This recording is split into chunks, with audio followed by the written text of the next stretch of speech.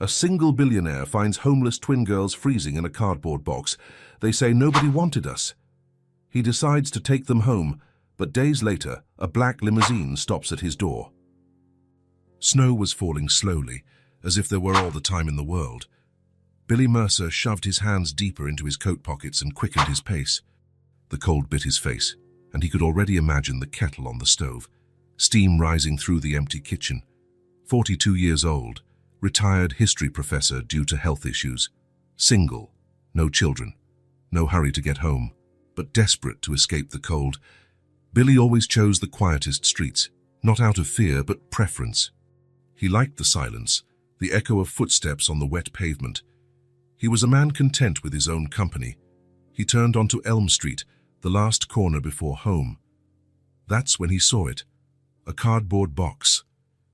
It was leaning against the low wall of an abandoned house, partly hidden behind a lamppost, the kind of box people use when moving. Large and brown as with its flaps folded inward, Billy walked past it, 3 more steps, then he stopped. Something wasn't right. The box had moved. He was certain, or almost certain. He went back, slowly. The snow continued to fall, sticking to the soggy cardboard. As he drew closer, he heard it, a faint sound, as if someone was trying not to make any noise. "Hello," he called, feeling slightly ridiculous. Silence. "Is someone there?" Still silence, but Billy knew someone was there. It was a strange feeling, but he knew. He crouched down. Slowly, he lifted one of the flaps of the box. 2 pairs of eyes stared back at him, large, frightened, shining in the darkness. 2 little girls, very small, and they looked alike. Very much alike. They were huddled together, trembling. One of them had her cheek pressed against her sister's shoulder. Their clothes were far too thin for this cold, no shoes on their feet. They both had the same brown hair, the same large eyes, the same small, scared faces. Twins. Billy stayed there, crouched in the snow. The world seemed to fall into complete silence. "Hi," he said in the gentlest voice he could manage. One of the girls lifted her chin. She looked to be about 5 years old. Her eyes seemed too old for her small face. "We didn't do anything wrong," she said. Her voice was firm, but Billy noticed she was trying hard not to cry. "I know," he replied. "Are you both okay?" The question slipped out, and Billy felt foolish again. It was obvious they weren't okay. They were in a cardboard box in the middle of a snowstorm. "We're cold," answered the other girl, lifting her head for the first time. They were identical. Exactly identical. Same age, same face, same mixture of weariness and fear in their expressions. "Do you live here?" Billy asked. The 2 sisters exchanged glances. The girl who had spoken first pulled her twin close. "We live here," she said. "Our mother left us when we were very young. Nobody wanted us." The words came out simple, direct, like stating that the sky is blue. Billy felt something tighten in his chest. He stared at them, trying to process what was happening. 2 little girls, alone, in the cold. "What are your names?" "I'm Maisie," said the one protecting her sister, pointing to herself. "This is Tessa." Tessa gave a shy wave. "I'm Billy."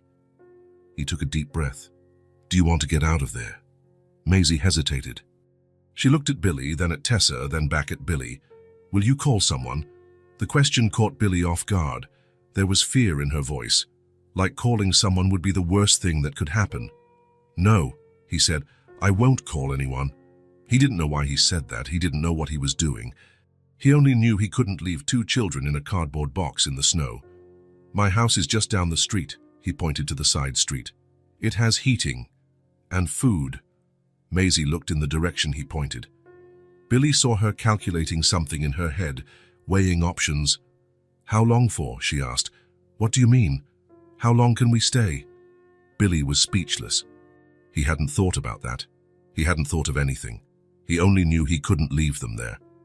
"As long as you need," he said. It wasn't a smart answer. It was just the only possible answer. Maisie took Tessa's hand. "Okay," she said, "but if you change your mind, we'll come back." Billy helped the 2 girls out of the box. They moved slowly, carefully, as if they didn't want to take up too much space. Tessa held her twin's hand tightly. The walk to his home took 2 minutes. The girls said nothing. Billy said nothing either. Only the sound of footsteps in the snow and everyone's breath forming little clouds in the cold air.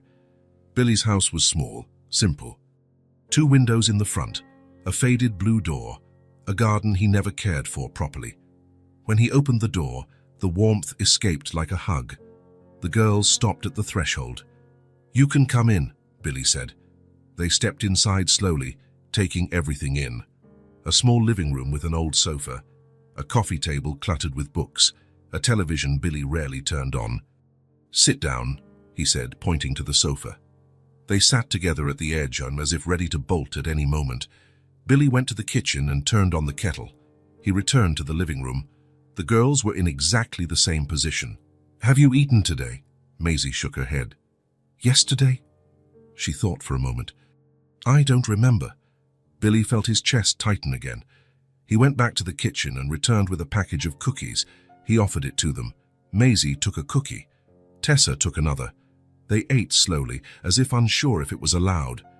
"You can have more," Billy said. They ate 3 more cookies each. Then Maisie tucked 2 into her sweater pocket. The kettle whistled. Billy made hot chocolate in 2 small mugs he never used. When he returned, the girls were whispering to each other. "Hot chocolate," he said, offering the mugs.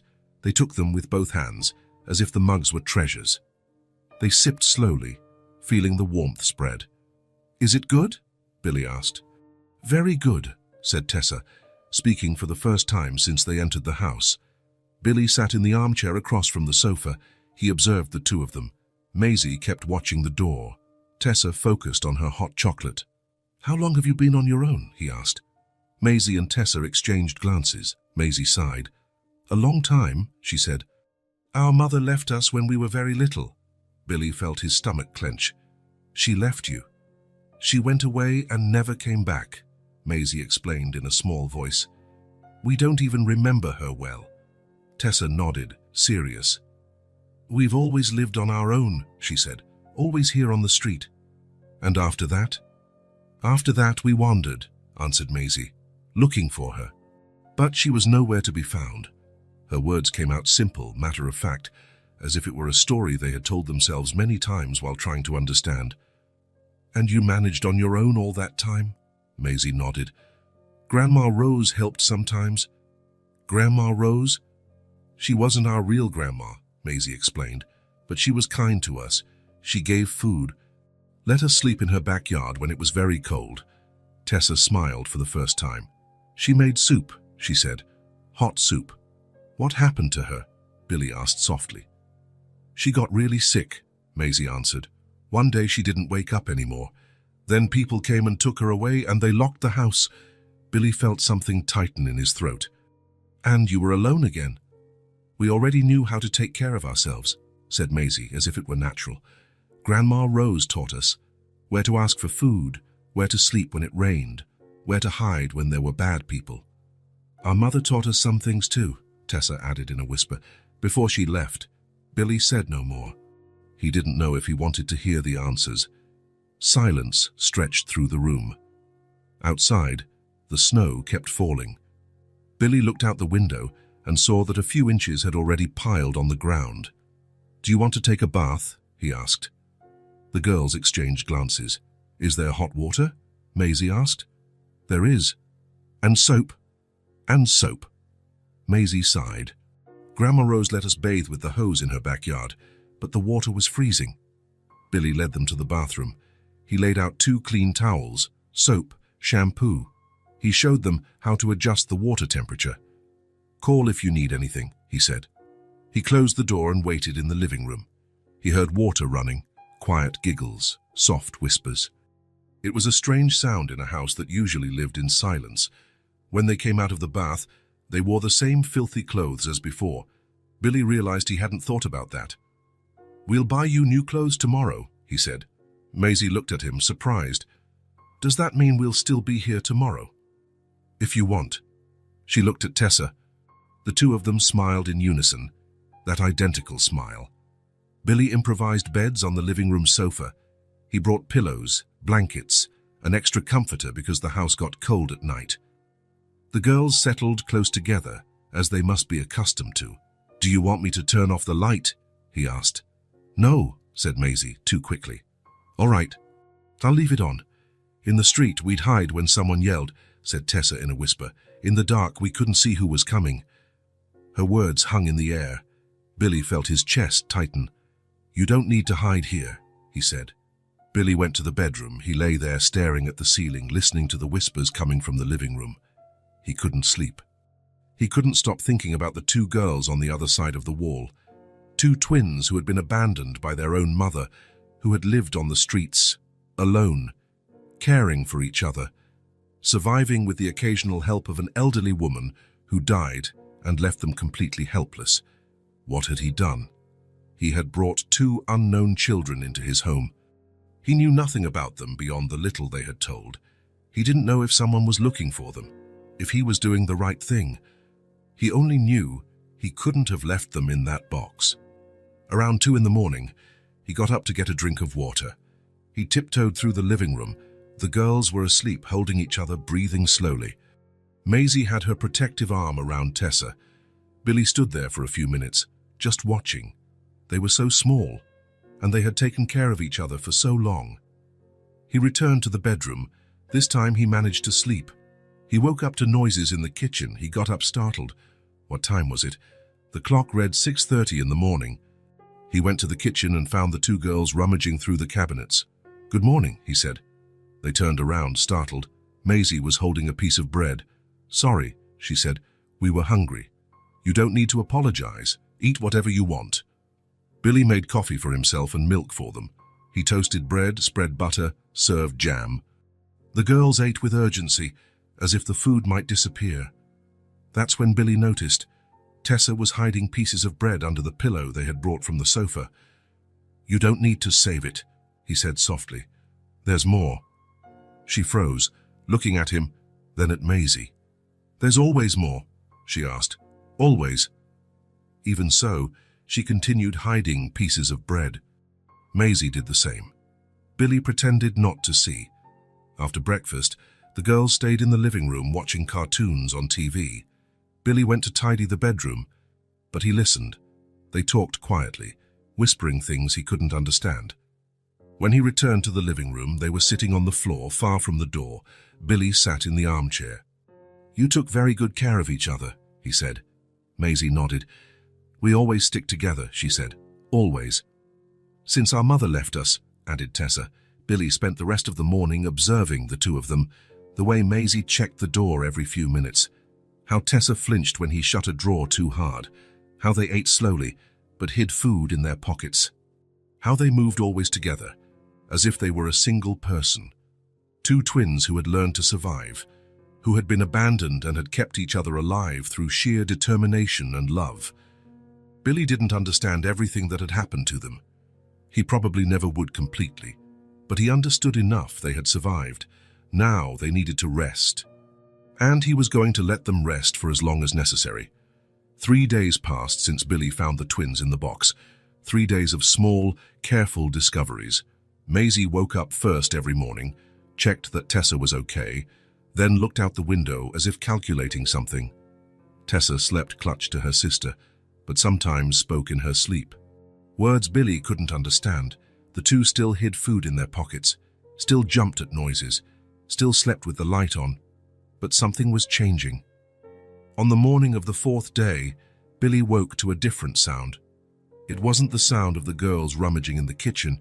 It was something softer, laughter, quiet, careful, but laughter nonetheless. He left the bedroom and found the two sitting on the living room floor. They had spread out the colored pencils Billy bought the day before. Paper was all around them. "Good morning," he said. They looked up. Maisie had a green pencil in hand. Tessa held a blue one. "We were drawing," said Maisie. "Can I see?" The two exchanged glances. Maisie nodded slowly. Billy approached. On Maisie's paper was a large tree with branches that looked like open arms. Beneath the tree, 2 small figures sleeping. "It's beautiful," Billy said. "That's where we used to sleep sometimes," Maisie explained. When it rained a lot, Billy looked at Tessa's drawing. It was a bridge, and under the bridge, two small figures embracing. And this? That was our favorite place, said Tessa. The bridge kept out the rain, and it had an echo. Echo? When we sang, the sound came back, Maisie explained. It was nice. Billy sat on the floor with them. He looked at the drawings. They were simple, made with childlike strokes, but they told stories. You can draw whatever you want, he said. I'll keep all of them. Tessa looked at him, curious. Why? Because they're important. They're just drawings. They're your memories, said Billy, and memories are important. The girls returned to drawing. Billy went to make coffee and prepare breakfast. When he came back, they had made 3 more drawings. One showed 2 small figures next to a trash can. Another showed 2 girls sitting on a sidewalk, eating something. The third was strange. One large figure handing something to 2 smaller figures. Who is that person? Billy asked, pointing to the larger figure. That's Grandma Rose, said Maisie. She used to give us bread. Every day? No, only when she had it. And when she wasn't very sick. Tessa picked up another sheet of paper. I'm going to draw the day she died, she said. Maisie stopped drawing. You don't have to, she said softly. I want to. Tessa began to draw. Billy saw a small house appear, a window and 2 figures outside looking in. We waited for her to wake up, Tessa said without lifting her eyes from the paper. But she didn't wake. And then people in white came. They took her away in a big thing. An ambulance, said Maisie. Yes. And then other people came. They closed the house, placed a notice on the door. Billy felt his throat tighten. And you were alone again. Again, said Maisie, but we already knew what to do. The girls drew for another hour. Billy stayed there, watching. Sometimes they explained what they were drawing. Sometimes they just drew in silence. That's when Tessa made a different drawing. It was a large box, and inside the box 2 figures hugging. Outside, another larger figure. What is this? Billy asked. Tessa looked at Maisie. That was our cardboard roof, she said softly. Roof. The box protected us from the snow, Maisie explained. We found it a few days before you came. It was our new home, said Tessa. Our cardboard home. Billy looked at the drawing again. The figure outside was him on the night he found them. You drew me. You were kind, said Tessa. You didn't yell. You didn't tell us to go away. And you brought us here, added Maisie. Billy carefully placed the drawings in a folder he had gone out to buy. He put each one in with care, as if they were treasures. Why are you keeping them? Asked Maisie. Because they're important, repeated Billy. One day you'll want to remember. Remember what? How strong you were. How you took care of each other. The girls were silent for a moment. We always took care of each other, said Maisie. Always, confirmed Tessa. In the days that followed, drawing became part of the routine. Every morning after breakfast, the girls took colored pencils and paper. And every morning, Billy discovered a little more about their life on the streets. There were drawings of places they slept, under awnings, inside concrete pipes, in stairwells of abandoned buildings, drawings of how they got food, begging at restaurant doors, searching through trash cans, waiting for leftovers at marketplaces. This was the worst place, said Maisie, pointing to a drawing of 2 small figures in a dark alley. Why? There were rats and strange noises at night. We only stayed one night, said Tessa. We ran away at dawn. Another drawing showed 2 girls running. Behind them, bigger, menacing figures. What happened here? Bad men, said Maisie, simply. Grandma Rose taught us to run when we saw men like that. How did you know they were bad? We just knew, said Tessa. They looked at us in a weird way. Billy didn't ask for more details. He didn't want to know. But he put the drawing with the others. There were drawings of winter, 2 small figures shivering, surrounded by white flakes. Drawings of summer, the same figures seeking shade under cars. In summer it was easier, explained Maisie. You didn't have to worry about the cold. But there were other bad things, said Tessa. Like what? Drunk people. They yelled a lot, and sometimes they tried to grab us. Each drawing was a window into a world Billy never imagined. A world where two small children had learned to survive on their own. After a week of drawing, something changed. The girls started talking more, not just about the drawings, but about other things, about what they liked to eat, about TV shows they'd seen through store windows, about dreams they had at night. "I dream of having a house," said Tessa one day as she drew. "What is the house like?" "It has a big kitchen and soft beds, and there's never a shortage of food." "It sounds like a nice house." "It's kind of like this one," she said, looking around. Billy felt something tighten in his chest. Maisie began to sing softly, almost whispering while drawing. Songs Billy didn't recognize, melodies she must have invented. "Where did you learn that song?" he asked. "I didn't learn it," said Maisie. "I made it up." "You invent songs?" "Yes. On the street, we sang to keep from being scared." "Did it work?" "Sometimes." Tessa began to dance. It wasn't a real dance. It was more like she was floating around the room, turning slowly, moving her arms as if they were wings. "I used to dance on the street too," she said, "when there was music coming from the shops." Billy bought a small doll for Tessa. It wasn't anything special, just a rag doll with yellow hair and a blue dress. Tessa held the doll as if it were made of crystal. "Is it mine?" she asked. "It is. Forever. Forever." Tessa hugged the doll and began to dance with it, twirling around the room, whispering secrets into the doll's ear. "What's her name?" Billy asked. "Luna," said Tessa without hesitation, "because she's the color of the moon." The next morning, Billy attempted to make pancakes. He had seen the recipe in an old cookbook he found in the kitchen. It shouldn't be too difficult. He was wrong. The first pancake stuck to the pan. The second one burned. The third came out all lopsided. The girls watched from the kitchen table, giggling. "You're not very good at cooking," said Maisie. "No, I'm not," admitted Billy. "Grandma Rose used to make pancakes," said Tessa, "but they were tiny and sweet. Can you teach me?" The two jumped up from their chairs and went to help. Maisie showed how to stir the batter. Tessa told him when to flip the pancake. Billy followed their instructions. The fourth pancake turned out almost perfect. "We did it," Tessa exclaimed. "We did it," repeated Billy, smiling. They ate the pancakes with honey and laughed about the ones that had gone wrong. It was the first time Billy had seen the two of them laugh out loud without worry. "Uncle Billy," Maisie said all of a sudden. Billy stopped eating. "How did you call me?" "Uncle Billy," she repeated, turning red. "Can we?" "Of course you can." "Because you take care of us," explained Tessa.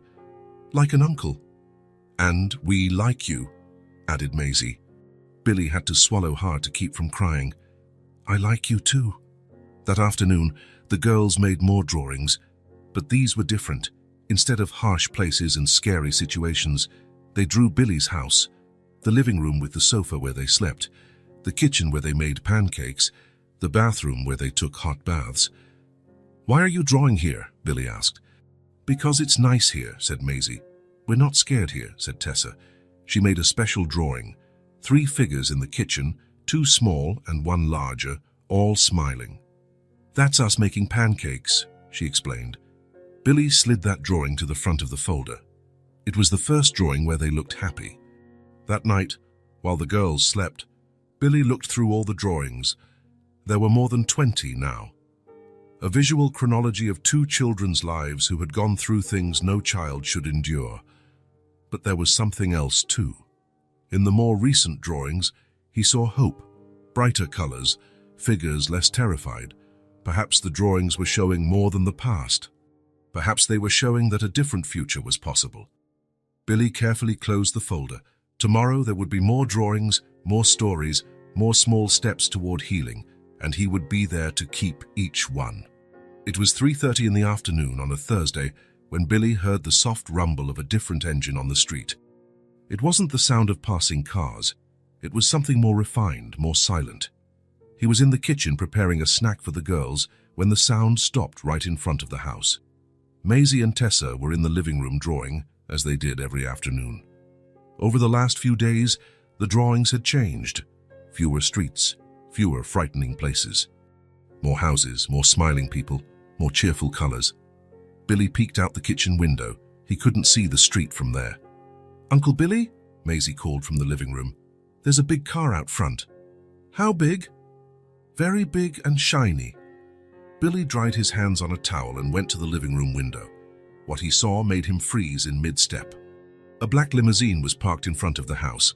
Dark tinted windows, chrome shining in the afternoon sun, engine humming softly like a contented cat. "What a beautiful car," said Tessa, pressing her nose to the glass. "It's a limousine," Billy said. "What is that?" "A special car for important people." "Important people like who?" Maisie asked, curious. "Like rich people or famous people." The girls watched. Billy did too. Who could be in a limousine in front of his house? He didn't know anyone who had that kind of car. He was a retired history professor. He lived a simple life, without luxuries. "Why did it come here?" Tessa asked. "I don't know." But Billy felt a growing unease in his chest. Something was wrong. Something was about to change. The back door of the limousine opened slowly. A woman stepped out. She was young, maybe around 25. Blonde hair tied back in a sleek ponytail, wearing expensive clothes, a dark blue dress that looked like it came from a fashion magazine, high heels, a small leather purse, sunglasses hiding half her face. But there was something in the way she moved, a barely disguised urgency, an anxiousness beneath all that elegance. Her hands trembled slightly as she adjusted her purse. She looked at the house for a long moment, took a deep breath as if preparing herself for something difficult, removed her sunglasses. She began to walk toward the front door with hesitant steps. "She's coming here," said Maisie. "Looks like it." Billy didn't know why, but he felt his stomach clench. There was something familiar about this woman, something he couldn't place. Maybe it was the way she looked at the house, as if she knew the place. The doorbell rang. The sound echoed through the small house like an alarm. The girls stepped away from the window instantly. Tessa hid behind the sofa. Maisie stood up, tense, muscles stiff as if ready to run. "Don't open it," she whispered. "Why not? People like that, they're dangerous." Billy looked at her, surprised. Maisie was only 5 years old, but her protective instincts were too sharp. She had learned to distrust, to protect herself. Dangerous, how? People with expensive cars, but they always want something bad. The doorbell rang again, more insistently. "I'll just see what she wants," said Billy. "You stay here." "Uncle Billy," Tessa called, emerging from behind the sofa. "What if she wants to take us?" The question took Billy by surprise. "Why would she want to take you?" "I don't know." "But sometimes people take children." Billy felt a chill run down his spine. What had these girls seen? What had they lived through to be so afraid? "No one will take you," he said firmly. "I promise." He opened the door. The woman was standing there just a few feet away. When she saw Billy, she smiled, but it was a nervous, forced smile that didn't reach her eyes. "Hello," she said. Her voice trembled a little. "You're Billy Mercer." "I am. Can I help you?" She looked over Billy's shoulder, trying to see inside the house. Her eyes searched for something, or someone. I'm looking for 2 little girls, twins, 5 years old." Billy's stomach dropped. The world seemed to slow down. "What did you say?" "2 little girls?" "Maisie and Tessa." She took a deep breath, gathering courage. "Those girls, they're my daughters." The world seemed to stop completely. Billy stared at her, trying to process what he had just heard. The words echoed in his mind like a distant echo. "Your daughters?" "Yes, I'm Nina Carver. And I need to see them." Billy felt as if he had been punched in the stomach. Everything clicked into place at once. The blonde hair, the eyes, the age. She looked like the girls. How had he not realized? "How did you know they were here?" I've been searching for them for months. I hired private investigators. They told me someone saw you with 2 girls at the downtown store, twins, their age. I came here hoping..." Nina tried to step forward, but Billy did not move from the doorway. "Please," she said, desperation in her voice. "I just want to see them, just for a few minutes." A noise came from inside the house, quick footsteps running across the living room. Billy turned and saw Maisie running toward the bedroom, Tessa behind her, stumbling over her own feet. They had heard. They heard everything. Nina heard too. She craned her neck, trying to see, her eyes filling with tears. "Maisie! Tessa!" she called, voice breaking. "It's me. It's Mommy." Total silence. A heavy silence, laden with years of abandonment. Billy turned to Nina. "They don't want to see you." I know they must be scared, but I'm their mother. I have the right." "You have the right." Billy's voice came out harsher than he intended. "Where were you when they were sleeping in a cardboard box in the snow?" Nina turned pale, as if slapped. "I can explain. Where were you when they were searching for food in trash? Please, let me explain. Where were you when they were alone, scared, taking care of each other because they had no one else in the whole world?" Nina began to cry. Tears ran down her face, smearing expensive makeup, destroying her elegant composure. "I know I did wrong things. I know I ruined everything, but they're my daughters, and I love them." Billy looked at her. He saw real despair in her face. He saw genuine pain, guilt, remorse. But he also thought of the two girls hiding inside the house, trembling with fear. "They don't remember you," he said. "I know. They were too young when you abandoned them." The words came out like a heavy accusation, loaded with years of consequences. Nina closed her eyes as if the words were knives. "When I made the biggest mistake of my life." Billy remained silent. He didn't know what to say. He didn't know what to do. Part of him felt pity for the woman in front of him. Another part wanted to protect the girls at any cost. "Please," said Nina, voice cracking, "just let me see them. Just a few minutes. I can explain what happened." Billy heard whispers from the bedroom. The girls were talking to each other, probably terrified. "Wait here," he said. He closed the door and went to the bedroom. He found Maisie and Tessa hugging on the bed, hiding under the blanket. "Is that her?" Maisie asked in a muffled voice. "Who?" "Our mother, the one who left us." Billy sat down on the edge of the bed. "She says it's her. Do you want to see her?" "No," said Tessa, too quickly, squeezing her sister tighter. "She left us," said Maisie. "Why would we want to see her?"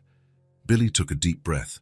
How could he explain a situation to two 5-year-olds that he himself didn't understand? "Sometimes people do wrong things, and then they regret it. If she were our mother, she would have stayed with us," said Maisie. Her words were direct, simple, filled with an unrelenting child's logic, and they cut Billy like a blade. "You don't have to see her if you don't want to," he said, "but she's out there, and she looks very sad." "So what?" Tessa asked. "We were sad for a long time too." Billy didn't know what to answer. "What if she wants to take us away?" Maisie asked. "She won't take you anywhere." "I promise." "How do you know?" "Because I won't let her." The girls looked at each other from under the blanket. Billy saw fear in their eyes, the same fear they had the first night when they thought he might send them away. "I'll be right here the whole time," he said, "right next to you. If you don't want to talk to her, I'll send her away." Maisie took a deep breath. "How long will she stay?" "As long as you want. If you want her to go now, she will." "Promise?" "I promise." Maisie looked at Tessa. Tessa nodded slowly, reluctantly. "Okay," said Maisie, "but we stay here by the door. She can't come in. And if she says something bad, we run back inside," added Tessa. Billy returned to the door. Nina was exactly where he had left her, still crying but trying to compose herself, dabbing her face with a tissue. "They'll see you," he said, "but from outside, and I'll stay with them." Nina nodded quickly, desperately. "All right, whatever they need, however they want it." Billy stepped away from the door. He called the girls. They came slowly, clinging to each other as they always did when they were afraid. They stood right behind Billy, using him as a shield. Nina saw them and began to cry even harder, a silent cry, as if she didn't want to scare them. "My God," she whispered, "you've grown so much." The girls did not respond. They stood there, motionless, staring at her as if she were a dangerous stranger. "Maisie? Tessa?" "We don't remember you," said Maisie, her voice small but firm. Nina closed her eyes, as if the words were physical blows. "I know. You were too little." "Too little for what?" asked Tessa. "To understand what was happening." "Why did you leave us?" Maisie asked.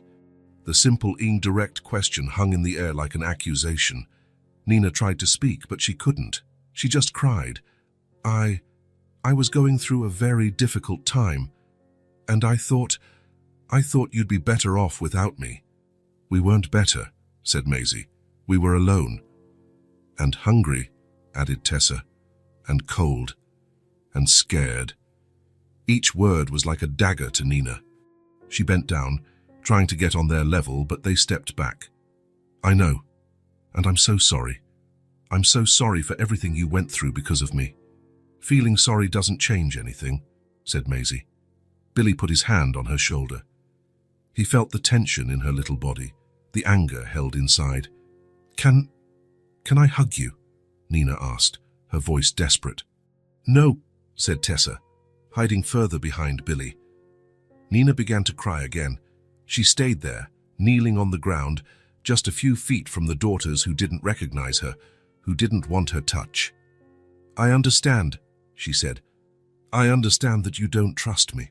I understand that you hate me." "We don't hate," said Maisie. "We just don't know who you are." Her words were worse than hate. It was indifference. It was as if Nina were a complete stranger asking to hug her daughters. "Are you happy here?" asked Nina, looking at Billy.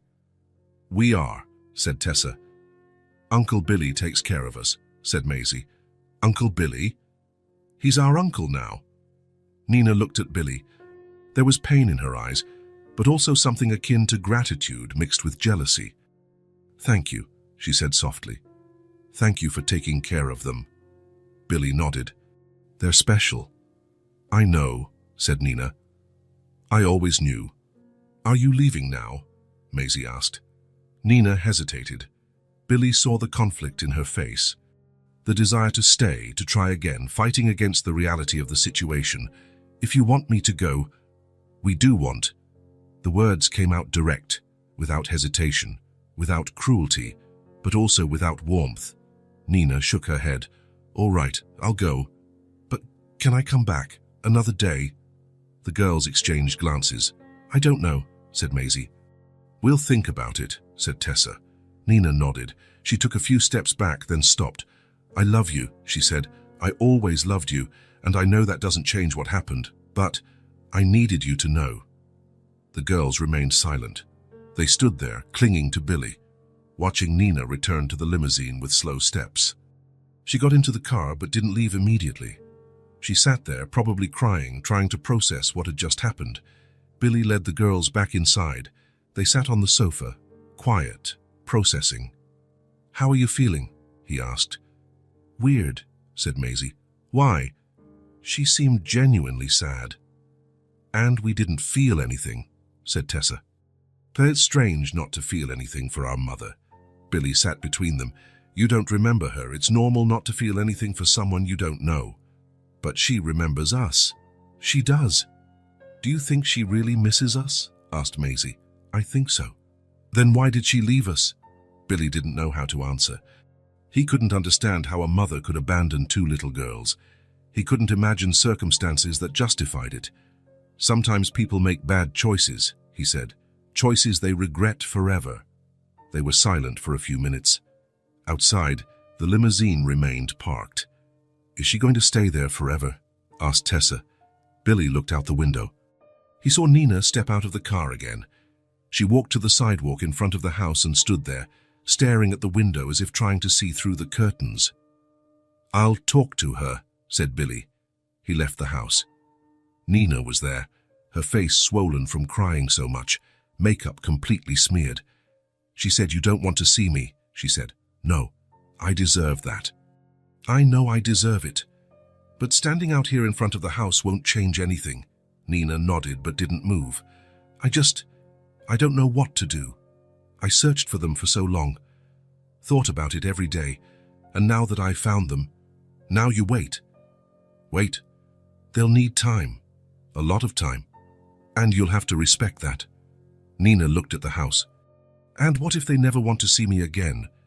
Then you'll have to accept it. Nina began to cry again. How do I accept losing my daughters again? You already lost them, said Billy, his words harsher than he intended. The day you abandoned them. His words were harsh but true. Nina shook her head. You're right. She took a deep breath. I'll wait. As long as it takes. And don't show up here all the time. They need stability. I know. Nina looked at Billy. Can I leave my phone number in case they want to call me? Billy took the card she offered. I don't promise anything. I know. Nina walked back to the limousine. Before getting in, she turned. Thank you for taking care of them better than I did. I care because I choose to care, said Billy. Every day. It's a choice you make every day. Nina got into the car. The limousine pulled away slowly, disappearing around the corner as if it had never been there. Billy returned to the house. The girls were at the window, watching like two little ghosts. Is she gone? Asked Maisie. She is. Forever. I don't know. She left her phone number. The girls were silent. We don't want to call her, said Tessa. That's okay. You don't have to do anything you don't want to. But will she come back? Only if you let her. Maisie nodded. Tessa did too. Uncle Billy? Said Maisie. Yes? Can we stay here? Even if she is our real mother, Billy hugged them both. You can stay here as long as you want. Forever, forever. That night, the girls drew again, but it was a different drawing. 3 figures in the living room, 2 small, 1 larger, all inside a house with thick walls, and outside, another figure, alone, looking through the window but unable to enter. That's her, asked Billy. Yes, said Tessa. She stays outside. Why? Because her place isn't inside here, said Maisie. She lost her place here the moment she left, and if she wants to come in? She has to knock on the door, said Tessa, and wait for us to let her. Billy placed the drawing in the folder with the others. Another story told through colored pencils. The story of a door that hadn't yet opened. The story of a mother who would have to prove she deserved to be called mother again. And maybe, just maybe, one day the girls would decide to open that door. But not today. Today the door remained closed, and outside, Nina cried in the backseat of a limousine, facing a door that hadn't yet opened for her. 3 days passed since Nina appeared at the door. 3 days of tense silence, with the girls avoiding any mention of her. 3 days of Billy staring at her card with her phone number, wondering if he should call. It was on Sunday morning that he made the decision. The girls were drawing in the living room, as always, but Billy noticed something had changed in their drawings. Previously, they drew happy houses, smiling people, scenes of security. Now, there were solitary figures in the corners of the pages, shadows that hadn't been there before. I'm going out for a bit, he said. Will you be okay here? Where are you going? Maisie asked, immediately alert. Just to take care of something. I'll be back in an hour. Is it about her? Tessa asked. Billy hesitated. He didn't want to lie. It is. The girls exchanged glances. Are you going to bring her here? Maisie asked. No. I'm just going to talk to her. Why? Because sometimes we need to understand things before deciding what to do. Maisie frowned. We already decided. We don't want to see her.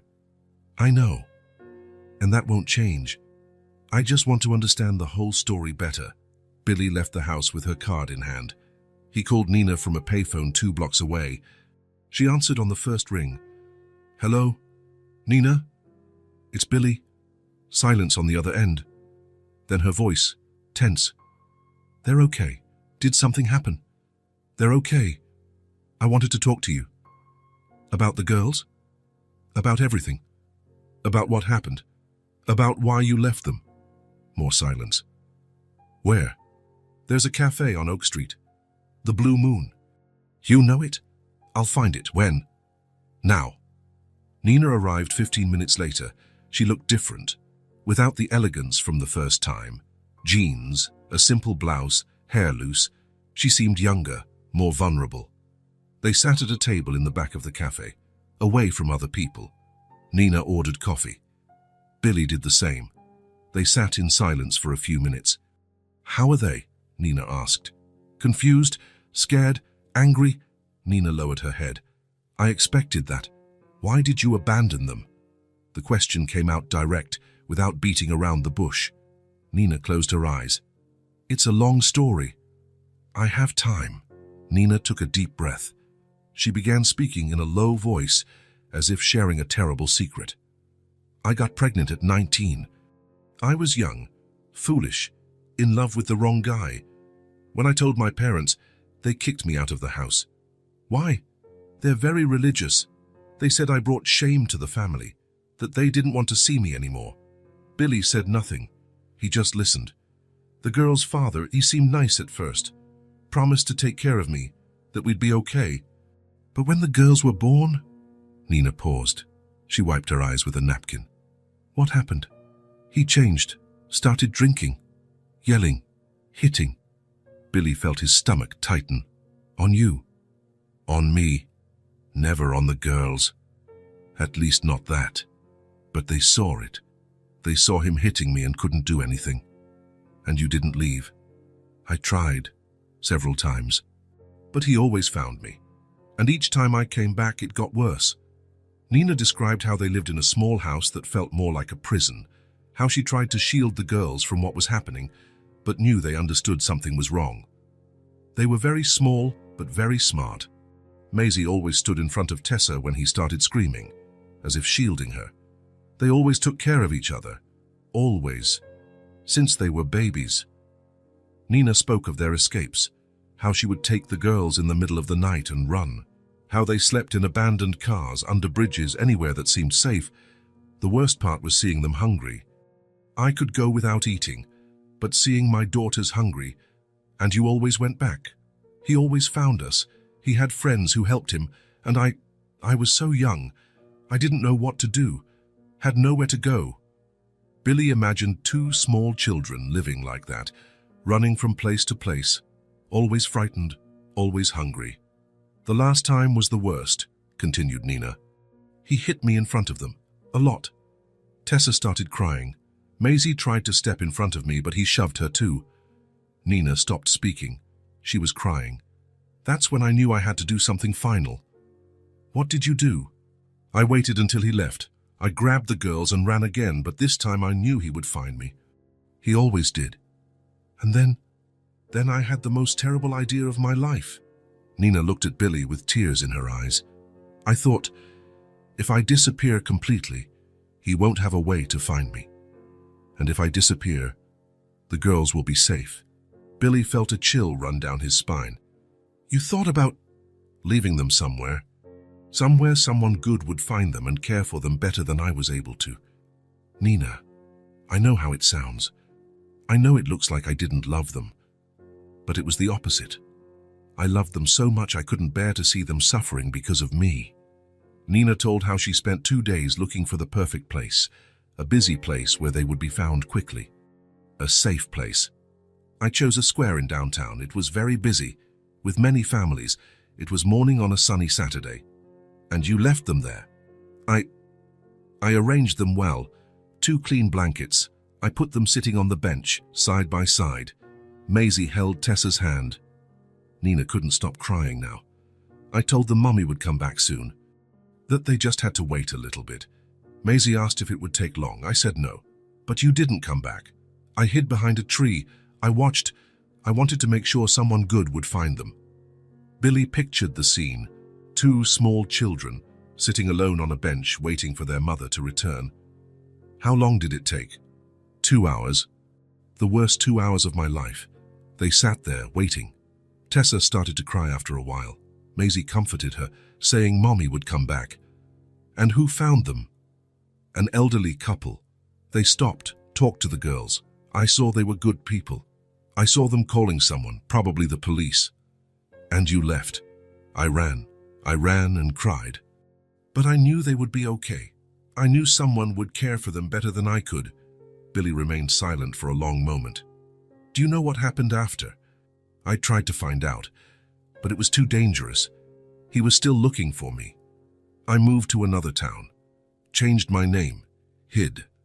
And him? I never saw him again. I hope he gave up. And the girls? You tried to find them.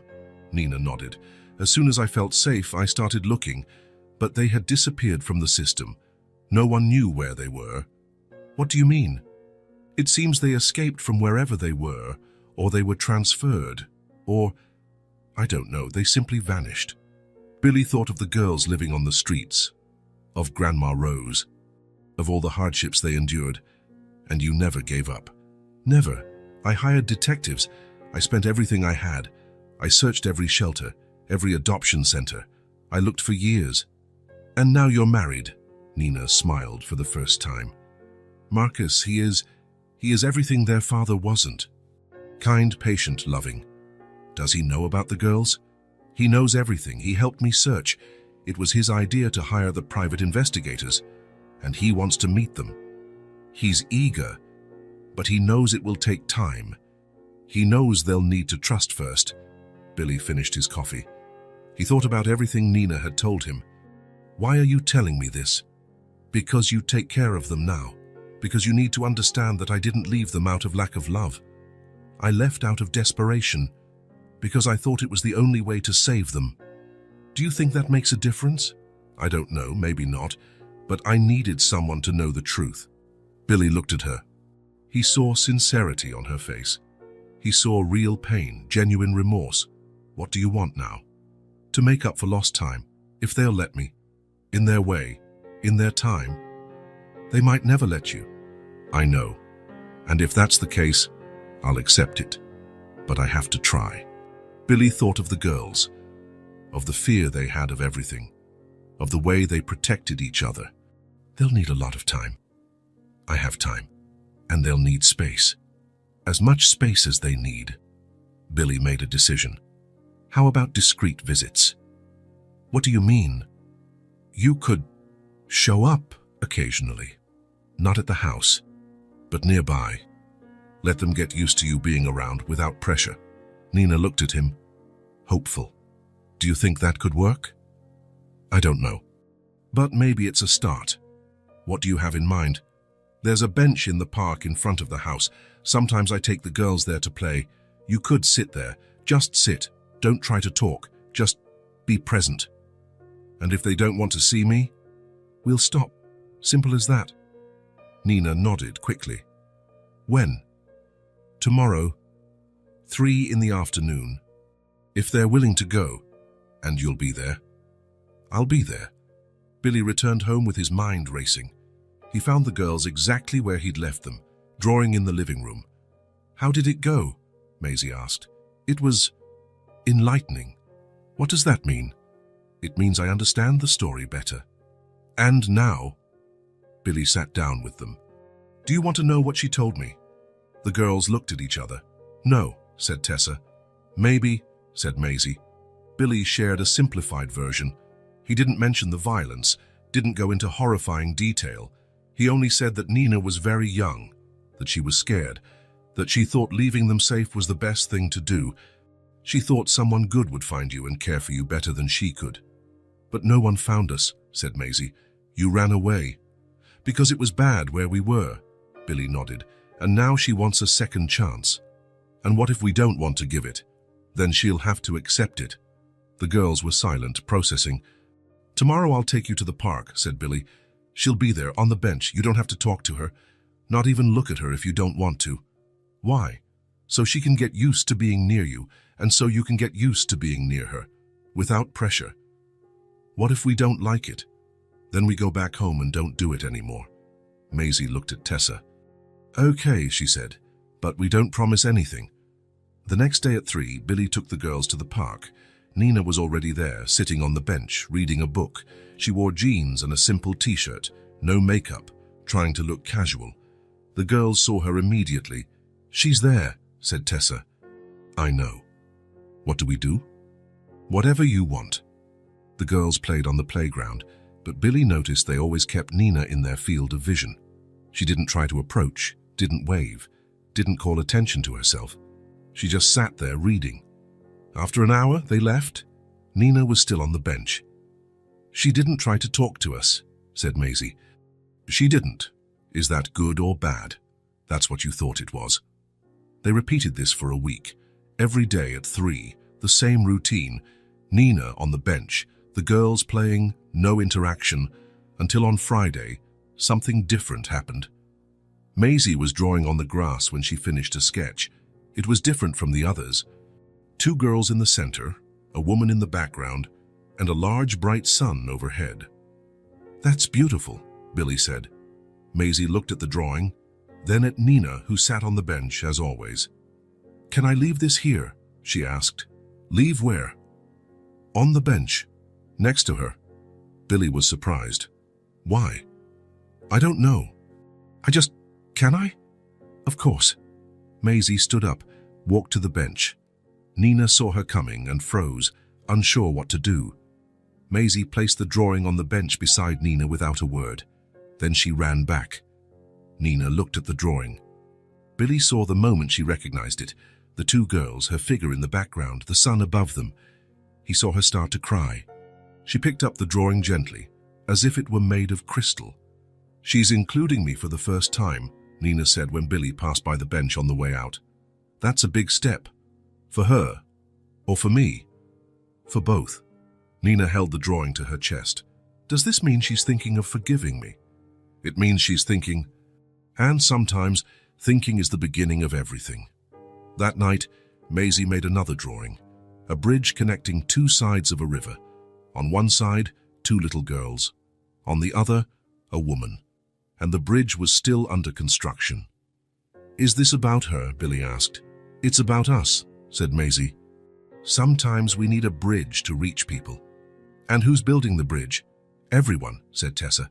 "Us, her, and you too." Billy placed the drawing in the folder with the others. Another story told through colored pencils. The story of a crossing that was just beginning. It was the start of that crossing. Slow, careful, with no guarantees. But it was a start. 2 weeks passed since the visits to the bench began. 2 weeks of Nina sitting in the same spot, reading the same red-covered book, respecting the distance the girls needed. Billy noticed subtle changes each day. The girls no longer hid when arriving at the park. Sometimes they glanced in Nina's direction and timidly waved. Sometimes they even ran a little closer to the bench during playtime. "She always brings the same purse," Maisie commented one afternoon. "And she always sits in the same spot," added Tessa. "I think she likes routine, just like us." Billy smiled. The girls were observing Nina as much as she observed them. It was on a Thursday that Nina arrived with a small bag beside her usual purse. The girls noticed immediately. "I wonder what's in there?" Tessa asked, stopping mid-swing. "I don't know," said Maisie, stepping closer to the fence separating the playground from the bench. "But she hasn't opened it once." "Maybe it's food," suggested Tessa. "Or maybe it's something for us," said Maisie quietly. Billy realized they were clearly curious. They played closer to the bench that day, stealing glances at the mysterious bag. As they were heading home, Maisie stopped abruptly. "Uncle Billy, can we ask her what's in the bag?" "Of course. Do you want me to ask?" "Yes." Billy approached the bench where Nina sat. She looked up from a book she clearly wasn't reading. "My nieces want to know what's in that bag," he said. Nina smiled. The first genuine, spontaneous smile Billy had seen since she appeared. "It's something that belonged to them when they were little," she said, voice thick with emotion. "Can I see?" Nina opened the bag carefully, as if handling something extremely fragile. She took out a stuffed bear that had clearly seen better days. The blue fur was faded in many spots. One ear was slightly torn, and small stains told stories of much love and use. "Here's the bear," she said. "She was with them the day I left them in the square." Billy took the bear carefully. It was soft despite the wear, and it smelled of something familiar and comforting. A subtle perfume mixed with the scent only well-loved objects have. Will they remember him? Tessa used to sleep with him every night. Maisie always said he was their little brother and that they needed to take care of him. Billy returned to where the girls were waiting, visibly anxious. "He's a bear," he said. "A bear that was theirs when they were very small." Tessa was the first to approach, eyes fixed on the worn toy. "Can I smell him?" she asked, extending a hesitant hand. Billy offered the bear. Tessa pressed her nose into the faded blue fur and took a deep breath. Her eyes widened. and she remained very still for a moment. "I remember this smell," she said quietly, hugging the bear to her chest. "It's the smell of when we were very little, when someone took care of us." Maisie approached and sniffed as well, frowning as if trying to access very old memories. "It smells like Mom," she said thoughtfully. "Not our mother now, the mother from before when we were babies." "Do you remember him?" Billy asked. Tessa nodded slowly. "I remember sleeping with him being warm. And I remember feeding him," said Maisie, "with a little toy spoon." Tessa held the bear in her arms and gently rocked it.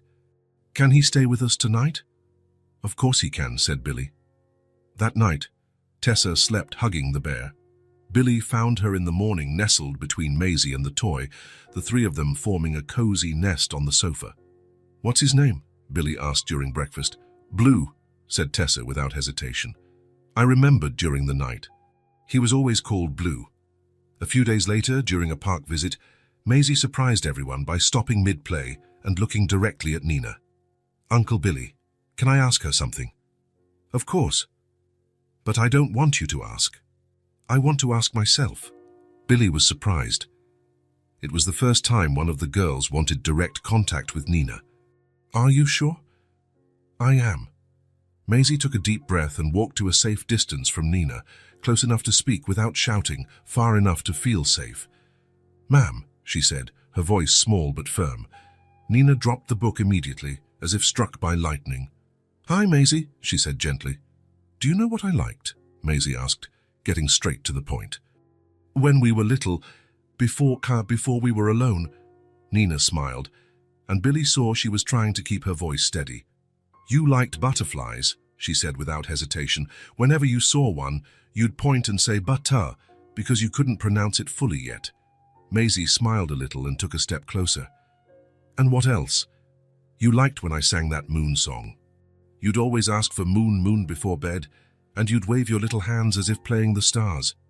"I remember the moon song," said Maisie, her eyes shining. "Sometimes I still sing it to Tessa when she can't sleep." Nina had to blink several times to hold back tears. "You also hated wearing shoes. You'd always take them off and toss them. I'd find your little shoes in the strangest places. Once I found one inside a pot."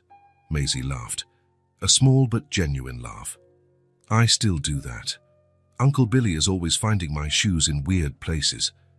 And you always took care of Tessa. Even when you were small, you were the protective older sister. If she cried, you worried until she stopped. If she had a nightmare, you'd sing to her." Maisie looked at Tessa, who had come over and was listening intently. "We always took care of each other." "Always," confirmed Nina. "You were a perfect team since you were babies." Encouraged by the conversation, Tessa asked her own question. "Do you remember us dancing with our hands?" Nina smiled and, without hesitation, began moving her hands in smooth, flowing motions, as if dancing with the breeze. "You were too small to dance standing up, so we'd dance sitting on the bed, just with our hands.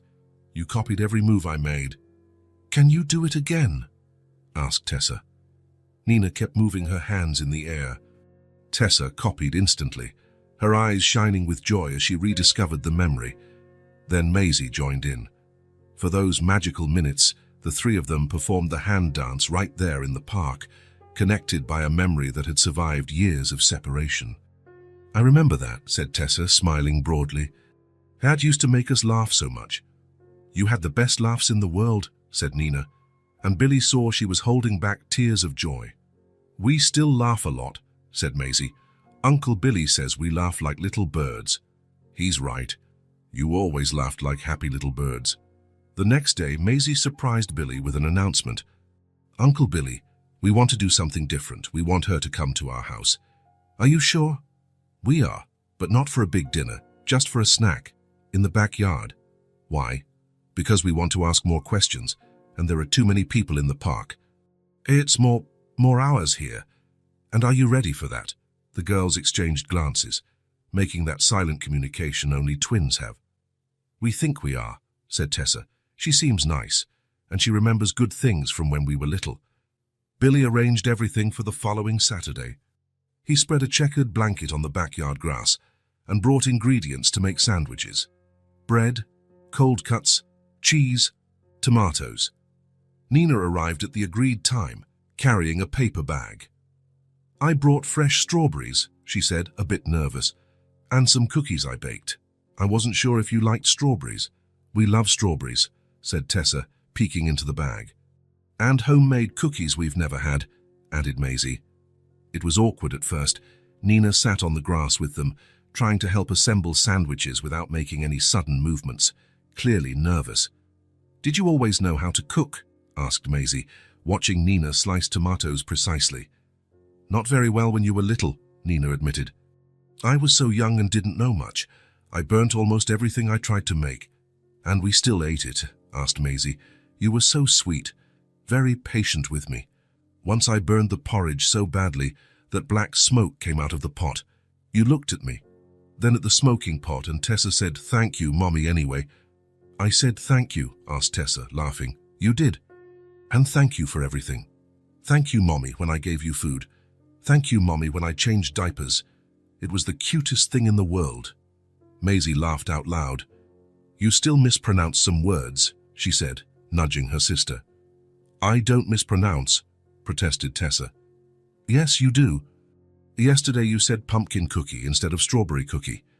"What else did we do that was funny?" Tessa asked, changing the subject. Nina visibly relaxed, realizing the girls were genuinely interested. "You did so many funny things." Maisie tried to bathe Blue in the kitchen sink. She'd fill the sink with water and soap, and poor Blue would get soaked. "I did that." "You did. And then you'd worry because he was too wet and try to dry him with a hairdryer." "And me?" asked Tessa. "You would eat toothpaste because you thought it tasted good. I'd turn my back for 2 seconds and you'd be in the bathroom squirting toothpaste into your mouth." The girls laughed so hard they almost spilled their juice. "And you invented a secret language only you two understood," continued Nina. "You'd spend hours talking in that language, making hand gestures, and I never knew what you were saying." "We still have our secret language," said Maisie. "Can you show me?" The girls exchanged conspiratorial glances and began making strange sounds, moving their hands and making elaborate faces. Nina laughed so much she had to brace herself. "You have remained amazing children," she said, wiping her eyes. "Even more amazing than I remembered." As the afternoon went on, Billy saw the girls completely relax. Nina didn't force anything. She answered when they asked. She laughed at their jokes. She listened intently to every word they said as if it were the most important thing in the world. "How did we name Blue again?" asked Tessa suddenly. "Blue," said Nina without hesitation, "because of the color. But you two fought 3 whole days about the name. Maisie wanted to call him Rex. Tessa wanted to call him Bobo. I suggested Blue and you finally agreed. We fought a lot. Like all sisters, but you always made up afterward. If one cried, the other would comfort. If one was sad, the other would invent a game to cheer her up. We still do that," said Tessa.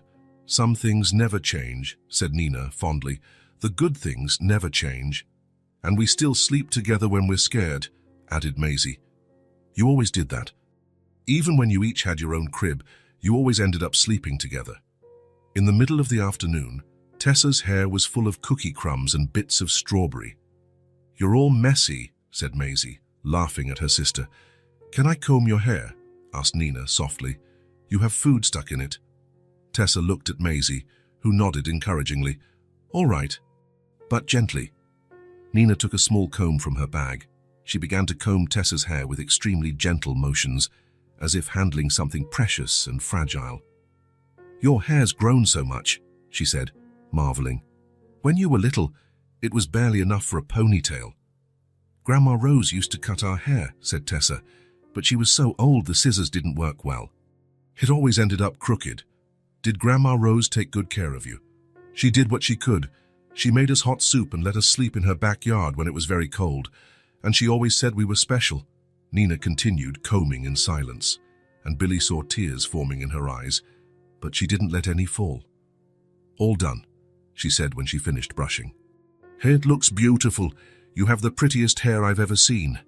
Tessa ran her hand through her hair, feeling how smooth and scented it was. "Thank you. You comb better than Uncle Billy." "I heard that," said Billy from the porch, feigning indignation. They all laughed. When Nina was getting ready to leave, Maisie surprised her. "Can you come back next Saturday?" Nina smiled but held back from letting her emotions fully show. "If you want me to." "We do," said Tessa, "and next time we can show you more of our drawings. I would love to see them." That night, the girls made a drawing different from all the others. It was a house with the door wide open, and 3 figures in the living room, 2 small, 1 larger, all with huge smiles. "Is this about today?" asked Billy. "It's about how we felt," said Maisie. "We felt complete." "Complete how?" "Like a part of us that was lost came back," explained Tessa. Billy put the drawing with the others, thinking about the girls' words. Observing from afar all afternoon, he had witnessed something extraordinary. It wasn't just that the girls were meeting Nina, it was that they were rediscovering a part of themselves they didn't know still existed. It was like watching 2 people reconnect with pieces of their own identity. For the first time since he found them in that cardboard box, Billy saw that the girls not only had a place to live, they were beginning to have a place to return emotionally as well. Nina wasn't trying to replace anything or anyone. She was offering something different and complementary, the connection to who they were before everything got hard, the possibility of having a mother who loved them deeply, even if she made the terrible mistake of leaving. And the girls, with the emotional wisdom only children possess, were learning that they could love both things at once, the security and stability Billy provided, and the maternal affection Nina was patiently rebuilding. One gentle gesture at a time, it was the beginning of something new, not a replacement of what already existed, but an expansion of a family that was learning that love doesn't diminish when it's divided, it multiplies. The next Saturday, when Nina returned, Tessa ran to her as soon as she saw her approach. "Did you bring more stories?" she asked, hopping from one foot to the other. "I brought a bunch," Nina said, opening her arms, and for the first time, Tessa let herself be fully embraced by the mother who had come to fetch her. Saturday afternoons in the backyard had become the most anticipated time of the week. It had been 2 months since Nina started having lunch with them, and Billy saw how the girls had changed completely. They laughed louder. They asked questions without fear. They ran to hug Nina when she arrived and felt sad when she left. That particular Saturday, Nina arrived earlier than usual, carrying a picnic basket larger than normal, and she seemed more nervous. There was something different in the way she greeted the girls, a little extra tenderness, a hidden tension Billy could sense. "I brought sandwiches today," she said, trying to sound casual, "and some special fruits. I thought we could talk more and cook less." The girls ran to help spread the blanket on the grass. Billy noticed that Nina avoided his gaze, and there was an anticipation in the air that didn't exist on other Saturdays. "Uncle Billy, sit with us today," said Tessa, grabbing his hand. "We want both of you here. You don't want to talk just with Nina. We want everyone together," said Maisie, determined. They settled onto the checkered blanket. Nina handed out sandwiches more carefully than usual, arranged the fruit in pretty plates. But Billy noticed she barely touched her own food. "Girls," she finally said, her voice soft but filled with importance, "I want to talk to you about something very important." Maisie and Tessa stopped eating immediately. Nina's tone had something definitive that made them both pay full attention. "Is it something good or bad?" asked Tessa, always direct. "It's something big," said Nina, choosing her words carefully. "Something that can change everything for the better." Billy felt his stomach clench. He knew exactly what was coming, and part of him wasn't ready. "Do you remember when I told you about Marcus, my husband?" "I remember," said Maisie. "You said he's nice and that he helped search for us. He's very nice, even nicer than you can imagine. And he really wants to meet you." The girls exchanged glances with that silent twin communication. "Why does he want to meet us?" asked Tessa. "Because you're the daughters of the woman he loves. Because he hears about you every day and already feels as if he's known you for years." Nina took a deep breath as if preparing for a deep dive. "I wanted to ask if you'd like to come live with me and Marcus." The silence that followed was heavy and charged. Billy saw the girls' expressions change instantly, from curiosity to surprise, from surprise to something that looked like fear. "Live with you?" asked Maisie, her voice higher than normal. Yes, in our home. As a real family. Tessa instinctively moved closer to Billy, seeking the safety he always represented. Does he know about us? She asked, her voice small and worried. Nina kneeled to get on their level, looking into each of their eyes. He knows everything about you. He knows you love drawing and that you create the most amazing stories. He knows Tessa sleeps with Blue and that Maisie takes care of her sister. He knows you are the most brave and special children in the world. But what if he doesn't like us when he meets us for real? Asked Maisie, suspicion creeping into her voice. And what if he doesn't want us once he sees how we are? Added Tessa, leaning into Billy. Nina smiled. The first genuine, confident smile full of certainty Billy had seen in her since they met. He's a very good man. Much better than you can imagine. He knows I came looking for you. He's waiting eagerly to meet you. He wants you with us. How are you so sure? Asked Maisie, always questioning. Because he helped me search for you all those years. Because when I cried thinking about you, he comforted me and said that one day we would find you. Because when I told him I found you, he cried with joy with me. The girls remained silent, clearly processing the crucial information. But, began Tessa. But what, sweetheart? Maisie looked at Billy, her eyes filling with tears. Uncle Billy, will you disappear? The question hit Billy like a direct punch to the heart. He looked at the two girls who had completely changed his life. Never, he said, his voice firm and full of conviction. I will never disappear. But if we go live with her, I will always be your Uncle Billy, forever. No matter where you live, no matter what happens. Nina looked at Billy with deep gratitude. Billy will always be part of your family, she said. Always. He's not just the man who cared for you. He's the uncle you chose, and heart's choices are forever. Promise? Asked Tessa, her voice trembling. I promise, said both Billy and Nina at the same time. And there was so much sincerity in their voices that even the girls smiled. The girls exchanged glances, communicating in that secret language made of small looks and gestures only they understood. Can we meet him first? Asked Maisie at last. Of course, said Nina immediately. In whichever way you want? How about if you come spend a weekend with us? Suggested Nina carefully. Just to see the house, meet Marcus, see how you feel. And what if we don't like it? Asked Tessa. Then you come back here and we figure something else out. No rush, no pressure. And can Uncle Billy come along? How about if Billy takes you there and stays for a bit the first day? Then, if you feel comfortable, he can come back. And if you want him to stay, he can. The girls visibly relaxed at the suggestion. When? Asked Tessa. When you feel ready. Next weekend, suggested Maisie after exchanging more looks with her sister. Nina restrained herself from showing all the excitement that was bursting inside her. Next weekend would be perfect, she said, her voice controlled but her eyes shining. During the week that followed, the girls asked more questions than Billy had ever heard in his life. How is their house? Does Marcus really like children? Do they have a garden like ours? And what if we don't know how to talk to him? And what if he thinks we're strange because we used to sleep on the street? And what if he doesn't understand our secret language? Billy answered what he could and guided them to save other questions for Marcus himself next weekend.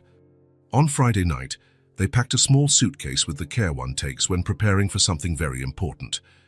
Billy helped them choose clothes, toys, some special drawings to show Marcus.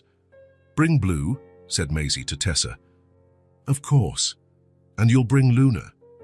No, I'll leave her here. To watch the house while we're gone. On Saturday morning, Billy drove to the address Nina had given.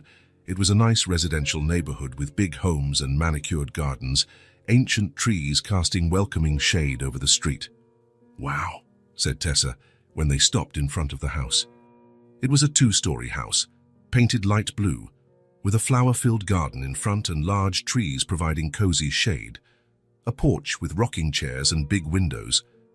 It's much bigger than our house, commented Maisie. It is, nodded Billy. But remember, size isn't what makes a house a home. Then what does? The people who live inside it. The love they share. Nina opened the door even before they could ring the bell. She was visibly anxious, trying to hide her nervousness behind a wide smile. "You've arrived," she said, her voice brimming with joy. Come in, come in. Welcome to our home." The girls entered slowly, looking around with curious eyes. The living room was large and bright, with comfortable sofas arranged around a coffee table full of books. There were bookshelves along the walls, potted plants, and gentle light streaming through the windows. "Where's Marcus?" asked Tessa, scanning the room. "He's in the kitchen, finishing lunch. Would you like to meet him?" The girls nodded, but stayed very close to Billy. Marcus appeared at the kitchen door, drying his hands on a dish towel. He was a tall man, about 30, light brown hair, and a gentle smile. There was a noticeable nervousness in his eyes, but also genuine happiness. "Hi," he said, in the softest voice he could manage. "You must be Maisie and Tessa." "Hi," they replied, shy but curious. "I'm Marcus. It's so good to finally meet you both in person." He crouched down to their level, without invading their personal space. "Nina tells me about you every day. I know you love drawing amazing stories and that you're very brave and special." "Do you like drawing?" asked Maisie, always testing. "I love it. Can I see some of your drawings? Did you bring any?" The girls looked at Billy, who nodded encouragingly. They opened their suitcase and took out some drawings they had selected especially. Marcus looked at each one with genuine interest and attention. "This one is fantastic," he said, holding a drawing of Billy's house. "You even drew the garden flowers. And look at this detail of the door." "Uncle Billy doesn't take very good care of the flowers," said Tessa, relaxing a bit. "But we love the house anyway." Marcus laughed, a warm, natural laugh. "I love gardening. Would you like to see our garden after lunch?" Over lunch, Billy carefully observed the interactions. Marcus was genuinely interested in the girls. He asked thoughtful questions, listened carefully, laughed at their jokes, never forced intimacy. "Do you know how to play any board games?" he asked. "Not many," Maisie admitted. "I can teach you a few if you'd like. Or we can do other things. We have puzzles, books, card games." "What kind of books?" asked Tessa, her eyes shining with interest. "Would you like to see our library?" He led them to a room Billy could only describe as a paradise. Books from floor to ceiling, a rolling ladder to reach the highest shelves, cushions scattered on the floor for comfortable reading, and a large window with a cozy armchair. "How many books are there here?" asked Maisie, amazed. "Hundreds," said Marcus. "And now that you're here, we can read together whenever you want." "Do you read to children?" asked Tessa. "We love reading, and using funny voices for the characters," said Nina, appearing at the door. After the library, Marcus showed them the garden. There was a vegetable patch with greens and herbs, flower beds with bright blooms, and a huge tree with a swing hanging from it. "I made that swing myself," said Marcus proudly. "Want to try it?" The girls played in the garden for an hour while Billy, Nina, and Marcus chatted on the porch. "They're exactly as Nina described," Marcus said to Billy, "unique in their own special way." "They are," agreed Billy. "Thank you for taking care of them so well, for giving them the stability and love they needed." Billy nodded, watching the girls laugh on the swing. "They'll need time to adapt to all of this." "Take all the time you need," said Marcus instantly. "We're in no rush for anything." That night, at bedtime, the girls were visibly nervous. "Where will we sleep?" asked Tessa. "We have a room prepared especially for you," said Nina. "But if you prefer, you can sleep in the living room with us or wherever you feel most comfortable." "Can we see the room?" It was a beautiful room, with 2 beds covered in colorful quilts, a large desk by the window, empty bookshelves waiting for books and toys, and a window overlooking the garden. "Are the beds comfortable?" asked Maisie, always practical. "Try them," suggested Marcus. They flopped onto the beds and laughed, testing the softness. "They're very soft," approved Tessa. "And can we use the desk to draw?" "You can do whatever you want in your room," said Nina. "If you decide you want to stay, this will be entirely your space." That night, Billy slept in the guest room. Several times he heard whispers from the room next door. They were clearly processing everything. On Sunday morning, he found the 3 of them in the kitchen making pancakes. Marcus was teaching the girls how to flip pancakes without breaking them, and there was laughter and flour everywhere. "Uncle Billy," Tessa exclaimed when she saw him. "Look, I managed to make a nearly round pancake." "Well done," said Billy, genuinely impressed. "Marcus is almost as bad as you were at first," said Maisie, laughing. But he learned quickly. Billy stayed until after Sunday lunch. He saw the girls completely relax with Marcus and Nina. They played in the garden, read books together in the library, helped water the plants. "Can we stay until tomorrow?" asked Maisie to Nina. "Of course," said Nina, trying to control her emotion. "You can stay as long as you want. And Uncle Billy?" "Uncle Billy can stay too if he wants," said Marcus. "I need to go home today," said Billy, "but I can pick you up tomorrow." "We want to stay a bit longer," said Tessa. On Monday afternoon, Billy went to get them. He found two completely transformed girls. "Uncle Billy!" they shouted upon seeing him. "We planted seeds in the garden, and Marcus taught us chess, and Nina made chocolate cookies." On the way home, they recounted every detail. "He's really nice," said Maisie. "He listens when we talk and asks interesting questions. And he knows how to use funny voices when he reads stories," added Tessa. "And they have an orange cat named Benson. Did you like the house?" "Very much. It's big but cozy. And it smells good." "Smells of what?" "Smells like a real family," said Tessa with conviction. In the following weeks, the visits became more frequent and longer. The girls began spending entire weekends there, then started spending some weekdays as well. Billy saw how well they were adapting. They constantly spoke about Marcus, about the activities they did together, about the cat Benson. It was on a Thursday that they asked the question Billy had been waiting for. "Uncle Billy," said Maisie, seriously, "we think we want to live with them." "Are you absolutely sure?" "We are," said Tessa. "But only if you promise again that you won't disappear from our lives." "I already promised, and I promise again, and I'll promise as many times as you need to hear." "And can we come here whenever we want?" "This will always be your home too." "And can you come over for dinner with us?" "Whenever you want." They began to pack slowly, without hurry. Billy helped them decide what to take and what to leave. He put all their drawings in a special wooden box, organizing them chronologically and labeling it fondly, "Precious Memories of Maisie and Tessa, 2023. The girls packed their clothes, their books, their special toys, but they left some strategic items behind. "Luna stays here," said Tessa, "to watch the house when we're not here. And some colored pencils," added Maisie, "for when we come draw here." Billy, touched by these gestures, deliberately left their favorite toys on the living room sofa, the doll Luna sitting next to some colored pencils scattered about, as if they had only gone out to play in the garden. On moving days, Marcus came to pick up the girls in a large car big enough to hold all their things. Nina came along, radiant but trying to stay composed. The girls hugged Billy for long minutes on the doorstep, tight hugs full of love and gratitude. "Thank you for everything, Uncle Billy," said Maisie, her voice choked. "Thank you for not leaving us in that box that night," said Tessa, pressing herself against him. Billy had to take a deep breath to speak. "Thank you for having changed my life completely," he said. "Will you keep coming to see us?" asked Tessa, looking into his eyes. "Forever," Billy replied, firm and certain. "Forever and ever." He stood on the porch, waving until the car disappeared completely around the corner. Then he entered the now silent house and sat on the sofa beside Luna, the doll. The house was quiet again, but it wasn't the same empty silence as before.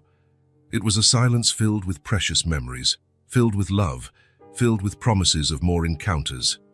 Billy smiled, looking at the box of drawings on the coffee table. Some stories don't end, they just expand, gaining new chapters, new characters, new possibilities of love. The house was quieter. It wasn't the empty silence of before. It was a silence full of echoes of laughter, of memories clinging to the walls, of love that continued happening elsewhere. Billy slowly tidied the kitchen. He put away the 2 plates he had used for breakfast, a habit he still hadn't broken. He walked through the house, as he had every morning since the girls moved out a week ago. He passed through the living room, where Luna the doll still sat on the sofa next to the scattered colored pencils. He smiled. He hadn't touched a thing. He went upstairs. He passed by the room where they slept, The door was open. The beds were still unmade exactly as they had left them. Crumpled pillows, blankets tossed about carelessly. Billy paused at the doorway. He didn't go in. He just watched. He didn't cry. He just watched the room where two frightened girls had learned to trust again. The walls still held drawings taped up, stick figures smiling, huge suns taking up half the page. He went down to the kitchen. He opened the fridge and saw the drawing of the three holding hands. It was stuck to the door with a butterfly-shaped magnet. Three hands drawn in colored pencil.